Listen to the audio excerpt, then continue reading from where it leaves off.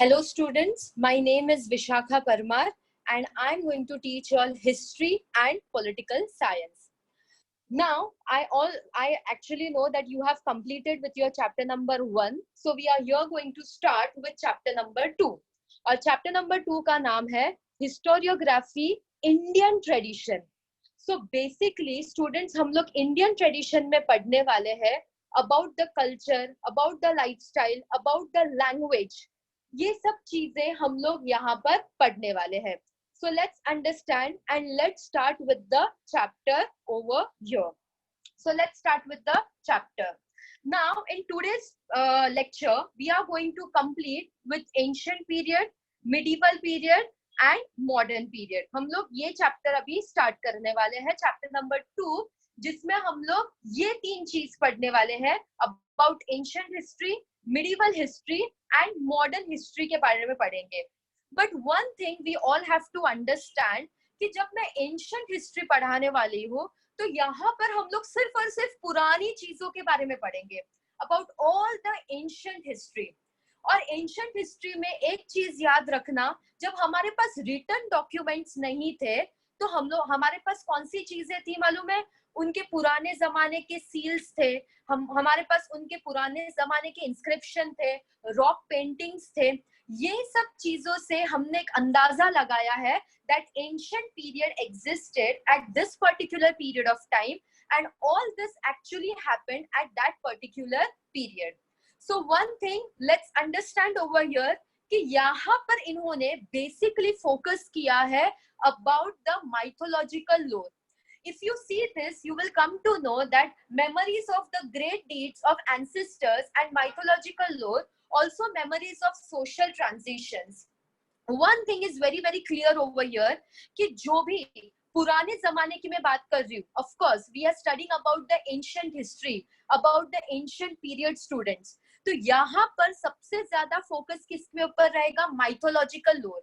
For example, Ramayan रहेंगे और महाभारत रहेंगे. मतलब oral recitals होते थे. Oral recitals का मतलब होता है कि लोग गा के सुनाते हैं, लोग स्टोरीज बोलते थे. And this all things continued from generation to generation because at that particular period of time शायद लोगों के पास लिखने का कोई आइडिया नहीं था, या तो अगर उन्होंने लिखा भी रहेगा तो उनको ये नहीं पता था कि उन्होंने लिखा क्या है, या तो हमको उस चीज का आइडिया ही नहीं है कि क्या लिखा हुआ रहेगा. So this thing is very very necessary कि जो भी पुराने जमाने की चीजें हैं वो सब चीजें रखी गई है, but it is in the form of oral transition as well, या oral recitals. So memories of great deeds of ancestors and mythological lore, also memories of the great transition, they all are preserved today. इन सब चीजों को preserve किया गया है, और ये सब चीजें प्रिजर्व कैसे हुई है? Through oral recitals, because many of them did not had idea of writing. तो राइटिंग नहीं था तो उन्होंने ओरली बोल के लोगों को समझाया और सुनाया. Now slowly and steadily हम लोग और ट्रांजिशंस पढ़ने वाले हैं. ट्रांजिशंस का मतलब होता है कि बहुत सारे चेंजेस भी आए एंशिएंट पीरियड में, और वो क्या क्या चेंजेस थे लेट्स अंडरस्टैंड ओवर हियर. पहले मैंने क्या पढ़ाया? सिर्फ ओरल ट्रांजिशंस थे, माइथोलॉजिकल लोर था, बट यहाँ पर इन्होंने ट्रांजिशन बताया है that is all about the inscriptions. Inscriptions का मतलब होता है कि जो रॉक्स पे लिखी हुई चीजें हैं या जो रॉक्स पे ड्रॉ की हुई चीजें हैं. बट ये सब चीजें हमको कैसे पता चली थी? Through Harappan civilisation. Why through Harappan civilization? Because जब लाहौर मुल्तान रेलवे लाइन बन रहा था तो वो टाइम पे हमको पुराने सील्स मिले थे, और वो जगह हड़प्पा थी, इसलिए हम लोग उसको हड़प्पन सिविलाइजेशन बोलते हैं. एंड स्टूडेंट्स, जो हड़प्पन सिविलाइजेशन था उसमें बहुत सारी चीजें लिखी गई थी.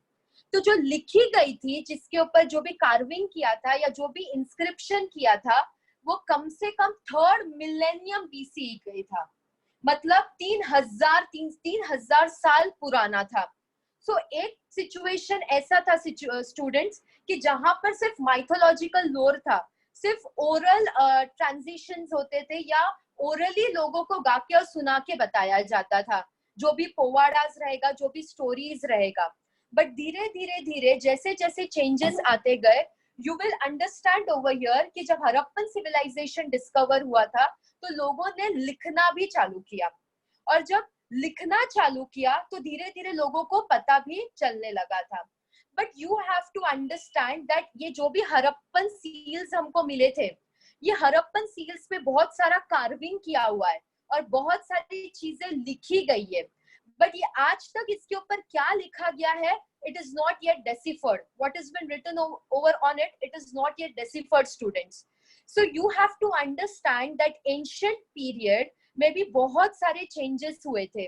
Once it was oral recitation, फिर दूसरे तुम देखोगे कि धीरे धीरे लोगों ने लिखना चालू किया, बट लिखी हुई चीजें भी आज तक हमको पता नहीं चल रही है कि इसके ऊपर क्या लिखा गया था।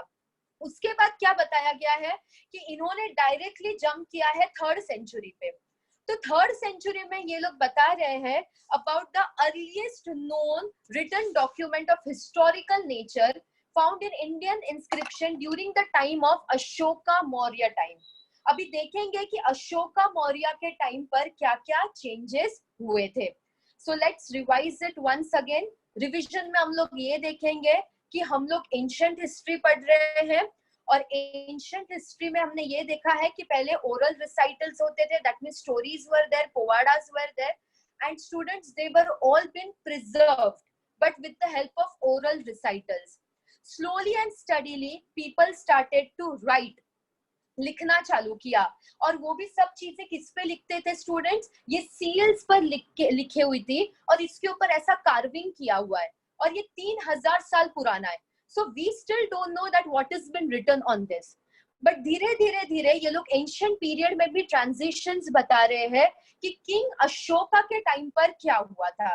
सो let's understand that what actually happened during the time of king Ashoka.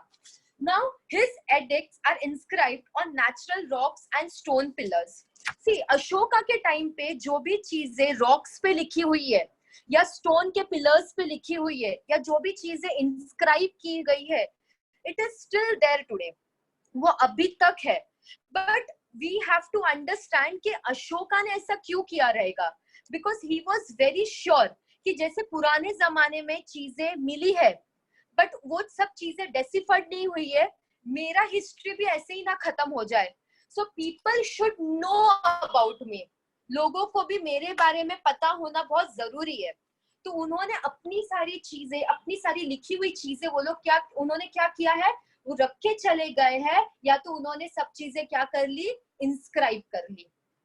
तो इन्होंने कैसे ट्रांजिशंस बताए हैं, one after the another, the transitions they have showed about oral recitations, about the oral stories पहले बताया, फिर उन्होंने हड़प्पन सिविलाइजेशन के सील्स के बारे में बताया, फिर अशोका का पीरियड बताया। अशोका के पीरियड के बाद इन्होंने डायरेक्टली जंप किया है 1st सेंचुरी में, जहां पर इन्होंने बताया कि 1st सेंचुरी सीई में the inscription is now on coins, metals as well as on copper plates. मतलब are you able to understand the change which is taking place over here?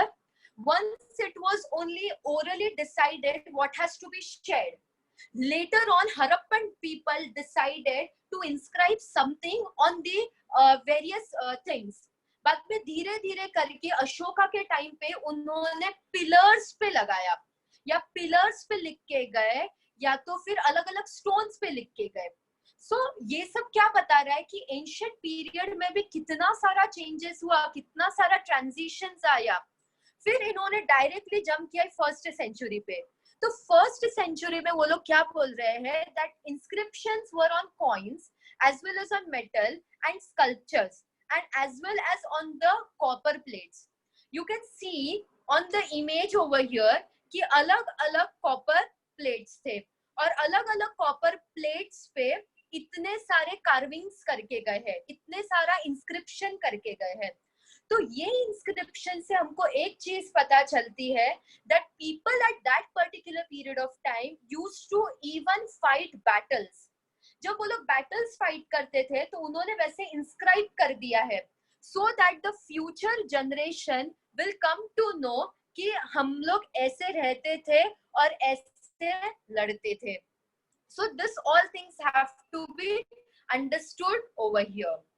Now यहाँ पर धीरे धीरे करके जैसे जैसे लोगों में ट्रांजिशन आता गया, जैसे जैसे लोगों को पता चलने लगा, people started to write, biographies लिखने लगे. Of course पुराने जमाने वाले जो लोग थे, they used to live in an era of kings के era में रहते थे. तो हमेशा से ये लोग बायोग्राफीज लिखते थे किंग्स पर, या डायनेस्टिक हिस्ट्रीज लिखते थे, दैट एक से दूसरा किंग कौन था, तीसरा किंग कौन था, तो इनके ऊपर हिस्ट्री लिखते थे. सो एक हिस्ट्री हम लोग यहाँ पर पढ़ने वाले हैं. That history and that biography is all about Harshacharita. Harshacharita was written in 7th century and it was written by Banabhat. So everyone have to understand over here कि ये चीज तुम लोगों को एग्जाम में पूछी जाती है कि किंग हर्ष की बायोग्राफी किसने लिखी, कौन से सेंचुरी में लिखी, एंड बेसिकली हर्षचरित ये बायोग्राफी में क्या लिखा गया था. तो ऐसे करके तुम लोगों को छोटे छोटे से वो लोग क्विज देंगे या तुम लोगों को एग्जाम में इसके बारे में पूछा जाएगा. So better take a note of it कि in 7th century Harshcharit, this biography was written by Banabhat. Banabhat ने इनके बारे में लिखा था. So just imagine and just understand the transition which is taking place, one transition to another. पहले तुम oral recitals देखते हो, फिर तुम हड़प्पन civilization के बारे में पढ़ा, फिर तुमने देखा कि एक ट्रांजिशन आया है जहां पर कॉइन्स पे इंस्क्रिप्शन है, जहां पर बैटल्स कैसे फाइट किया है वो बताया गया है, और बाद में तो बायोग्राफी लिखा गया था. तो understand one thing over here कि this is what is a change which is taking place. Students, एक चेंज प्लेस ले रहा है. एंड ये जो भी लिखा हुआ था या तो संस्कृत में लिखा जाता था या तो हिंदी में लिखा जाता था. एंड मोस्ट ऑफ पीपल थे, उनको ये सब चीजें समझ में आती थी, और इसीलिए ये language from one generation to another generation हमको समझ में आती है.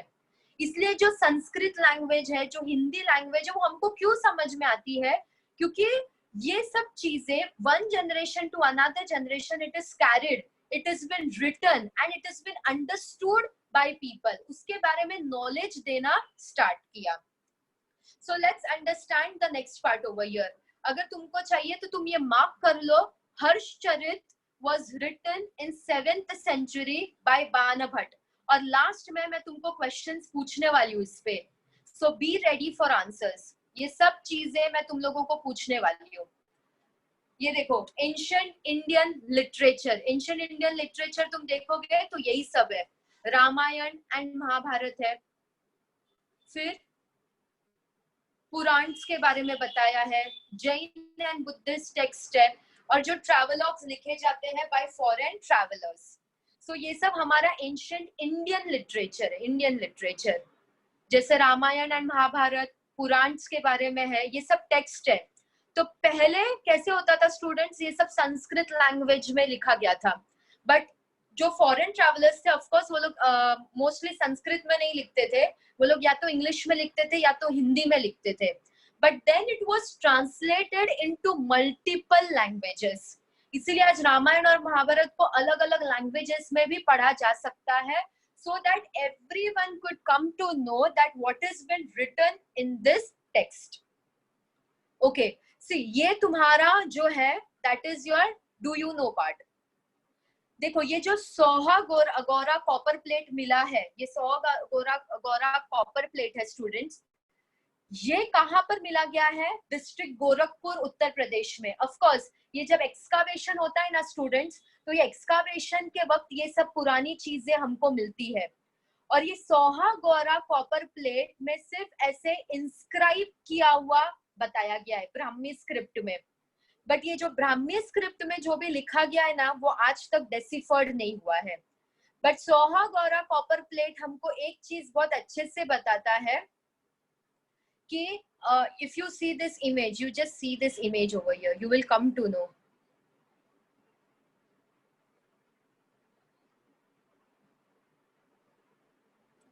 Okay, सोहा गौरा जो कॉपर प्लेट मिला है उससे ये पता चलता है कि जो लेफ्ट हैंड साइड पे दिख रहा है वो बता रहे हैं कि यहाँ पर इन्होंने ग्रेनरीज को स्टोर करके रखा रहेगा, या तो वहां पर बताया जाता है कि कुछ ऐसे सोल्जर्स है जो मार्च कर रहे हैं। ये भी बताया जाता है कि तब के जमाने में शायद फमाइंस आता रहेगा, ड्राई वेदर होता रहेगा, तो इसकी वजह से लोग चीजें स्टोर करके रखते थे। और जब स्टोर करके रखते थे तो वो लोग शायद अपने बारे में डिस्क्राइब नहीं कर सकते थे, या उन्होंने लिखा भी है ब्राह्मी स्क्रिप्ट में, but we are unable to understand that what is been written on this. So they decided to inscribe something on that copper plate, and the inscription which has been written or which has been drawn on this, from this we are making a prediction. See, no one was alive from us, no one was alive over here to understand कि पुराने जमाने में क्या होता था, हमको किसी को कुछ भी नहीं पता है। तो इसीलिए लोगों ने क्या किया, ऐसे पुरानी पुरानी चीजें वो लोग लिख के और वो लोग रख के चले गए थे। So your do you know वाला पार्ट है जो तुमको अच्छे से पढ़ना है, because it can also come for your exam. Okay, now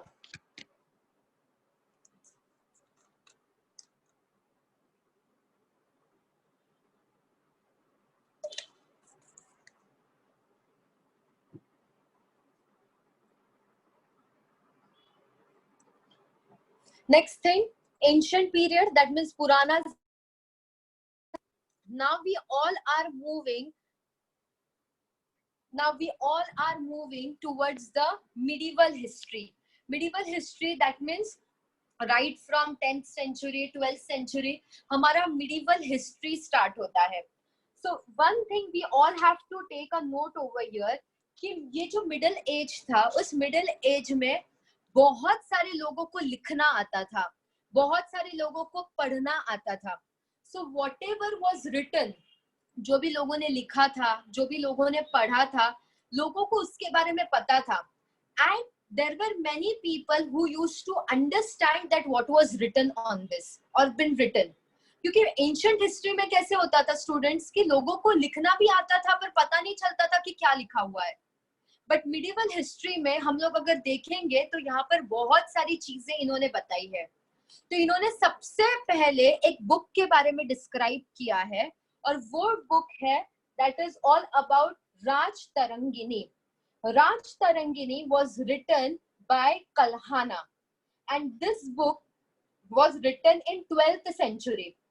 ये 12th century में कल्हाना बुक लिखा गया था by Raj Tarangini, and इस बुक में पूरा हिस्ट्री लिखा गया है कश्मीर के किंग्स के बारे में। हाउ कश्मीर के किंग्स कैसे लाइफ जीते थे, उनका एडमिनिस्ट्रेशन कैसा था, वो सब चीजें वो लोग इसमें डिस्क्राइब करते थे। So इन्होंने क्या बताया है, it describes the history of Kashmir. Here it is about modern history. Historians will come about the conclusion, but when they have all the above information. से एक जो historian होता है student, historian ऐसे ही कोई conclusion पे नहीं आ सकता है। When a historian is writing a book, he has to understand about many things over here, जो क्रिटिकली उनको एग्जामिन करना पड़ता है कि ये जो मैं बुक लिख रहा हूँ राज तरंगिनी, जब मैं कश्मीर के किंग्स के बारे में लिख रहा हूँ तो उस जमाने के क्या क्या इंस्क्रिप्शन थे, उस जमाने में कौन से कॉइन्स थे, उस जमाने में कौन से मॉन्यूमेंट्स थे, कौन सा किंग था, फिर किंग का बेटा कौन किंग बना, उनके लोकल ट्रेडिशंस क्या थे। This all things are very very necessary whenever you are writing a book about someone. किसी के बारे में जब तुम लिख रहे हो तो तुमको ये सब चीजें पता होनी बहुत जरूरी है, otherwise how you are going to manage to write a book? So it is much more necessary. So ये भी एक बहुत important है स्टूडेंट्स, अगर चाहिए तो तुम लोग मार्क कर लो अपने टेक्स्ट बुक में या तो फिर लिख दो। 12th century में एक बुक लिखी गई थी राज Tarangini, and Raj Tarangini was written by a famous writer Kalhana, and Kalhana used to describe about kings of Kashmir. He is the one.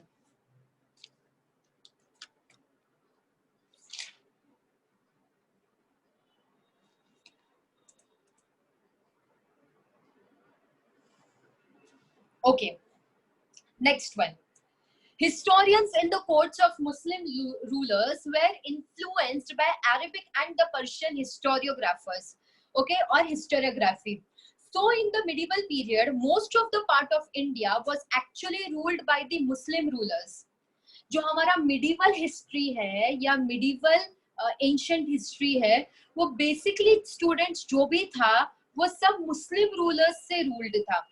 तो इसीलिए तुमको समझ में आएगा यहाँ पर जो मुगल रूलर्स थे, वो मुगल रूलर्स के बारे में मोस्टली हिस्टोरियंस लिखते थे. And whenever these historians used to write about them, they used to take the full description and then they used to come on the conclusion. Now they were influenced by the Arabic and Persian historiography. Why? Because बहुत सारे ऐसे लोग थे जो India में आते थे, जो पर्शिया से आते थे, जो अरब से आते थे. Why? Because they were very influenced by Indian history. उनको इंडिया का हिस्ट्री बहुत पसंद था. इंडिया के किंग्स कैसे रूल करते हैं उनके बारे में उनको जानना बहुत अच्छा लगता था. So when they used to come to India, जो लोग ट्रैवल करके इंडिया में आते थे, बहुत सारे टाइम तक वो लोग यहाँ पर रहते थे और रहने के बाद वो लोग उन किंग्स के बारे में लिखते थे. नाउ जिसमें से एक पर्सन है, सी डोंट फॉरगेट स्टूडेंट्स, इसमें बहुत सारी चीजें हैं जो तुमको याद रखनी है. सबसे पहले तो हम लोग ने क्या पढ़ा था अबाउट राज तरंगिनी. राज तरंगिनी वाला पार्ट जो हमने पढ़ा था, वो एक बुक है जो किससे लिखी थी, कल्हाना ने. वो तुमको याद रखना बहुत जरूरी है. उसके बाद there was one more person जिनका नाम था जियाउद्दीन बरानी. जियाउद्दीन बरानी, उन्होंने भी एक बुक लिखा था, तारिक ए फिजूर शाही. तारिक ए फिजूर Shahi, he wrote this book एंड इन्होंने ये बुक को पब्लिश किया था. बट अंडरस्टैंड स्टूडेंट्स, इन्होंने जब ये बुक को पब्लिश किया था तो इन्होंने बहुत सारी चीजें इसमें मेंशन की थी. He made us understand one thing, that historians used to write only about the positive points of kings. पुराने जमाने के historians की आदत थी students, they used to only write positive things about the kings. वो लोग कोई negative things king के बारे में लिखते ही नहीं थे. They were very much loyal to their kings. But Ziauddin बरानी एक चीज हमेशा बोलता है, that you should write about everything. You should write about everything. क्या कभी कभी किंग भी गलत हो सकता है, कभी कभी किंग भी wrong policies ले सकता है. So why to write only positive things about king? We can even write the negative things over here. So the historian's duty is not limited only to recording of rulers' valor and policies of welfare, but he should also write about the rulers' failing and incorrect policies. अगर तुम अकबर के बारे में बहुत अच्छा लिख रहे हो, लिखो अकबर ने बहुत अच्छा काम भी किया है, बट सम और द अदर टाइम उनकी भी पॉलिसीज कभी ना कभी रॉन्ग हुई रहेगी.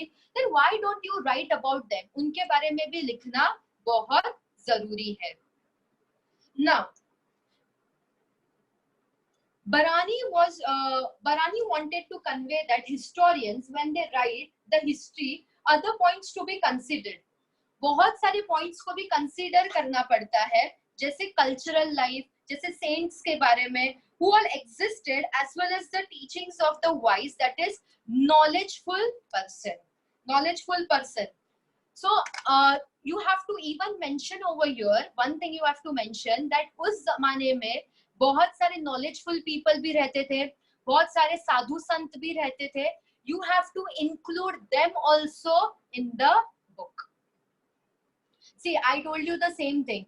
Historians in the Mughal courts praising the emperors and exhibition of loyalty became more and more important. वो लोग वही सब करते थे, सिर्फ किंग्स के अच्छे बारे में लिखते थे और कभी भी उनके नेगेटिव एक्सपेक्ट के बारे में नहीं लिखते थे. So now, custom of adding suitable poetic quotes and beautiful pictures were also introduced. So whenever they used to publish a book, students, they used to even publish and they used to even add few poetic quotes also in that, as well as beautiful pictures भी add करते थे. From that we come to know one thing, कि उनके जमाने के वक्त वो लोग कैसे कपड़े पहनते थे, कैसे रहते थे, वो सारी चीजें भी इंट्रोड्यूस होना स्टार्ट हुआ. Okay, so now one more book comes over here. Babur, the founder of Mughal Empire, wrote an autobiography entitled Tuzuk-e-Babri, which contains the description of the battles fought by him.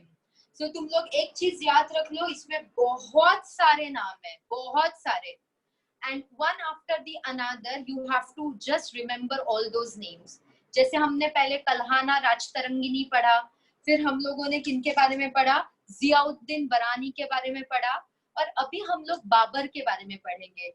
एक और नाम add होता है यहाँ पर, that is Babur. Babur, the founder of Mughal empire, wrote an autobiography called as Tuzuk-e-Babri. तो इसने जो भी बायोग्राफी, जो भी ऑटोबायोग्राफी लिखी है, उन्होंने अपने बैटल्स के बारे में लिखा है कि उन्होंने कैसे बैटल्स फाइट किया है. और एक नाम ऐड होता है यहाँ पर, Abul Faiz Akbarnama. Critical historiography is method of collecting authentic historical documents and the scrutiny looked upon as devoid of bias and hence realistic. So you have to understand कि अबुल फैज, उन्होंने भी अकबरनामा लिखा था. ये पूरा का पूरा डिस्क्रिप्शन अकबर के बारे में है. स्क्रूटिनी का मतलब यही होता है प्रॉपर चेकिंग. तो यहाँ पर वही बताया है कि ऑथेंटिक होना चाहिए. ऑथेंटिक का मतलब होता है एकदम करेक्ट होना चाहिए. उन्होंने अकबरनामा में एक चीज मेंशन यहाँ पर ये की है कि यहाँ पर उसने किंग का साइड बिल्कुल भी नहीं लिया है, पूरा किंग का साइड नहीं लिया है. उन्होंने ये भी चीज डिस्क्राइब किया है कि अकबर के वक्त रूल कैसा था. अकबर के वक्त भी कुछ रॉन्ग पॉलिसीज ली गई थी. तो अबुल फैजल क्या बोलता है, वो टोटली बिलीव करता है जियाउद्दीन बरानी में, कि जैसे उन्होंने बोला है, you don't have to just write the positive points about the kings, you can even write the negative points. But पुराने जमाने वाले लोग डरते थे कुछ भी नेगेटिव लिखने से पहले. So you can write if you want. Abul Faizal का अकबरनामा उन्होंने लिखा है. बाबर ने तुजुक-ए-बाबरी लिखा है. उसके पहले तुम देखोगे जियाउद्दीन बरानी ने भी एक बुक लिखा है. फिर कल्हाना ने भी एक बुक लिखी है.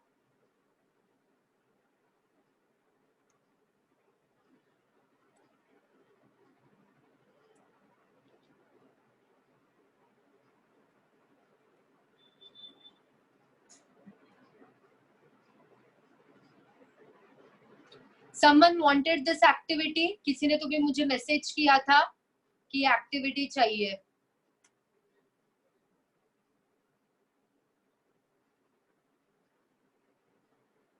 कम ऑन, आंसर भी फटाफट आंसर करो, फटाफट. Identify this picture. आंसर भेजो.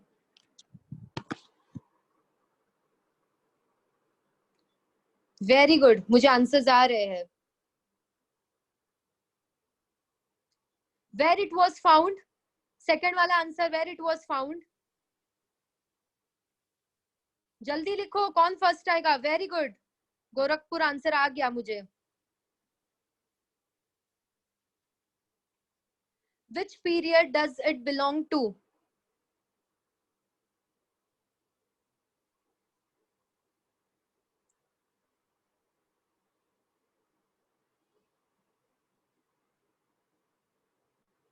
Mauryan period. Very good.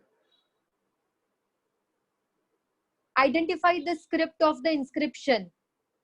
Brahmi script. Very good. I'm getting all the answers.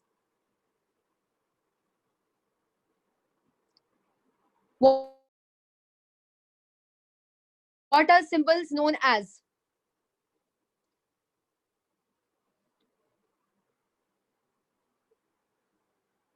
Perfect answer. Yes.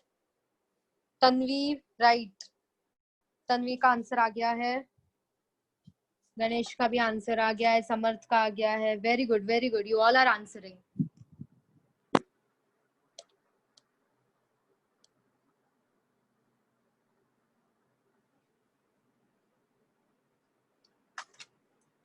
Okay.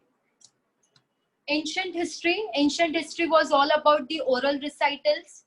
We even saw that Harappan civilization था, उसमें seals था, उसमें coins थे, उसमें metals के बारे में बताया था. That is all ancient history, students. Medieval history तुम देखोगे 12th century के बारे में बताया है. तो 12th century में mostly books लिखी गई है, autobiographies है, या तो biographies है. People are writing, people are understanding the history, what is existing at that particular period of time.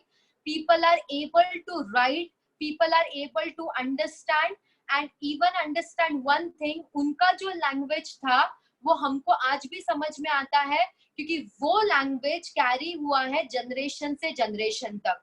So you all have to understand कि transitions कैसे हुए हैं. एक ancient history का transition और एक medieval history का transition, how things are changing over here. Now, और एक चीज यहाँ पर बताइए about the बखर. चलो देखते हैं यहाँ पर बखर का मतलब क्या होता है. Now, बखर is an important type of historical documents of medieval time, contain ideologies of the heroes and stories of the historical battle lives of great men. So, यहाँ पर देख लेते हैं कि पुराने जमाने में लोगों ने कैसे बैटल, ये बेसिकली जो भी होता था ना, ये मराठास के टाइम पे हुआ था, ये जो भी बखर होता था. तो चलो देखते हैं ये सभासद बखर.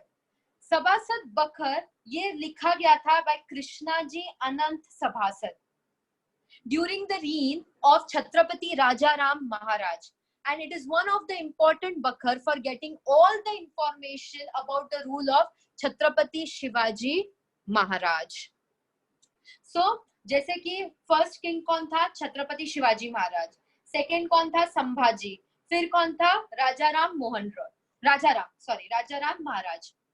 So about them, ये बखर्स उनके बारे में ही लिखी जाती है कि उनके टाइम पर रूल कैसा था, उनके टाइम पे उन्होंने कैसे रूल किया था लोगों को, कैसे उन्होंने बैटल्स फाइट किया था. तो ये सब चीजें बहुत इंपॉर्टेंट है अंडरस्टैंड करने के लिए. अगर तुम पुराना देखोगे तो पुराने हिस्ट्री में हमने क्या देखा था? It was basically all about Mughal rulers या मुस्लिम रूलर्स के बारे में था, वो एक पार्ट था हिस्ट्री का. अभी कुछ महाराष्ट्र के रूलर्स के बारे में बताया, sorry not Maharashtra but during the time of Shivaji Maharaj के रूल के बारे में बताया है. तो जैसे कि Sabhasad Bakhar, it is all about the rule of Shivaji Maharaj. फिर और एक बखर बताइए, भाऊ साहिबांची बखर, and it literally describes the battle of Panipat. Panipat का जो बैटल हुआ था, पानीपतची बखर, वो सब बताया है. फिर होळकरांची कैपत, it provides information about the Holkars and the contribution to the Maratha rule. So ये पूरा का पूरा जो पार्ट था, ये पूरा का पूरा बखर पे डिस्क्राइब किया था. सबसे फर्स्ट बखर है that is सभासद बखर, जो लिखा था बाय कृष्णाजी अनंत सभासद. फिर भाऊ साहिबांची बखर, it was all about the Panipat बखर. फिर होळकरांची कैपत, it was all about the Holkar. Holkars were actually ruling in Indore. उनके किंगडम में कैसा रूल था, and they were all the part of the Marathas. For example, in Nagpur Bhosale leaders थे, इंदौर में होळकर्स थे, पुणे में पेशवा थे. All this information is there in the होळकरांची कैपत. मतलब पुणे के रूल के बारे में बताया है, इंदौर के रूल के बारे में बताया है, and this was all about the time and reign of Shivaji Maharaj. ये सब तुमको याद रखना पड़ेगा स्टूडेंट्स. ये सब चीजें ये कंपलसरी तुमको याद रखना है कि सल्तनत पीरियड के टाइम पे कौन से लोग थे और उन्होंने कौन सी बुक लिखी थी.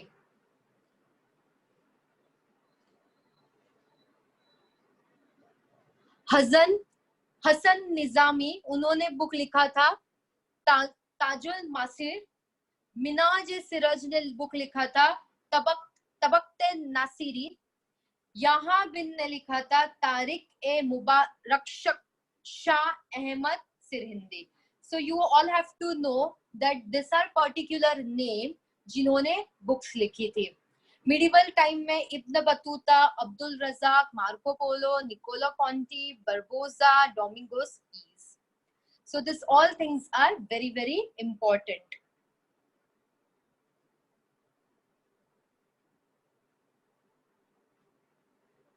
Ganesh, one thing to tell you, you better don't tell me when the lecture is going to end.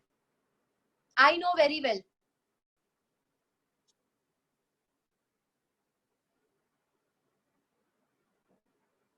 Mughal period के टाइम पे, दैट मीन्स औरंगजेब के टाइम पे, Ishwar Das Nagar, Bhimsen, Saxena, Khafi Khan and Niccolao Manucci. So they were all the one जो वो वाले period में exist करते थे, और एग्जिस्ट करने के साथ साथ इन्होंने बहुत सारा हिस्टोरिकल इंफॉर्मेशन दिया है अबाउट इंडिया एज वेल. ये तुम्हारा एक्टिविटी है. Yes, they all are given in your books, Manasvi. They are all buckers.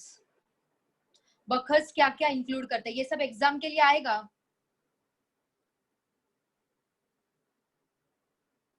Okay, modern period will start later on. Bye everyone, take care.